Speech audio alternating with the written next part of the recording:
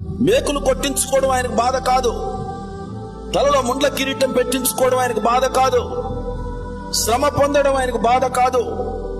నీ కొరకు రక్తం కార్చడం ఆయనకు బాధ కాదు. నీ కొరకు తనకున్న సర్వస్వాన్ని త్యాగం చేయడం ఆయనకు బాధ కాదు. కానీ నీ జీవితంలో క్రమశిక్షణ లేకపోవడం ఏదైతే ఉందో, నీలో ఉన్న అవిశ్వాసం ఏదైతే ఉందో, నీకున్న అపనమ్మకం ఏదైతే ఉందో, నీ అవిధేయత ఏదైతే ఉందో, అది ఆయనకు విపరీతమైన బాధ కలిగిస్తుంది. నువ్వు సమర్పించుకొని సరిగ్గా బ్రతకలేకపోవడం అనేది బాధ. కనీసం కాసేపు శ్రద్ధాశక్తులతో, భయభక్తులతో, వినయ విధేయతలతో, ప్రార్థనాపూర్వకంగా వాక్య ధ్యానంలో నువ్వు గడపకపోవడం బాధ. వారానికి ఒక్కరోజు క్రమశిక్షణగా సమయానికి దేవుని సన్నిధిలోనికి రాలేకపోతున్నారే, అది బాధ. ఒక్క పూట 1 గంట ముందుగా లేవడానికి ఉల్లంఘడం లేదే, అది బాధ.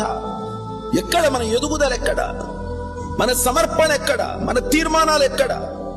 మీ ఆఫరింగ్ కాదు దేవునికి కావలసింది, మీ మాదిరికరమైనటువంటి, మీ ఎగ్జాంపులరీ లైఫ్ ఏదైతే ఉందో అది దేవునికి కావాలి.